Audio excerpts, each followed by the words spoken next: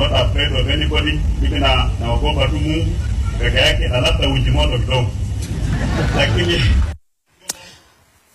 Gavana, katika matamshi yako hapa ni kwamba umesema utapiga ile miaka wana Trans-Nzoia walikupa, sijui kama itakuwa ni 5 tena ama itakuwa namna gani, utasema tawe kwako, lakini nataka kuanisha sauti yako na kwamba inasemekana katika kaunti huelewani na seneta wako Alan Chesang, wengine wakasema wewe na naibu wako hamli sani moja.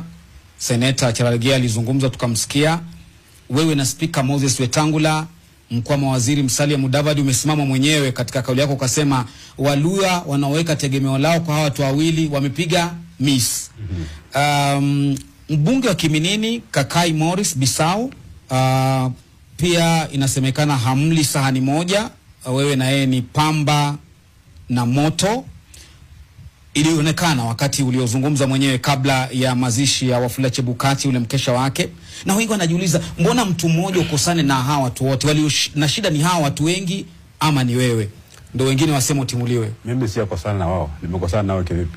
Hii ingine najua ni mshene, ni mshene tu. Kwanza debut wangu yupo, yeye mwenyewe alikurupuka.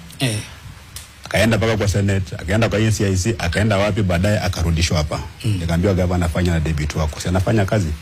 Na mnafanya kazi pamoja mnakutana kila siku. Seneta wangu huyu Chesang huyu ndiye anafanya, wengine wanasema mimi ni mkabila. Mchumba wake ni waziri wangu. Mbona siambia mama atoke kwa serikali? Wakenya wajui hiyo.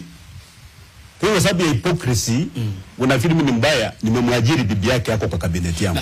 Na gavana, hilo watu hawatasema Wakenya kwamba ni mapendeleo ya kikabila, ile wa Mombo akasema nepotism. Sasa yeye analalamika kwamba mimi ni senator, nimeajiri bibi yake, sanaambia baba mama basi kataa kazi, utaonekana nepotism. Na wewe mwenyewe unasemaje hapo? Itakuwa ni nepotism wakati mimi nimeajiri bibi yangu kama mtoto wangu.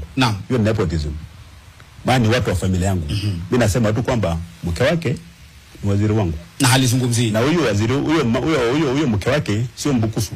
Hiyo ni ukabila kivipi?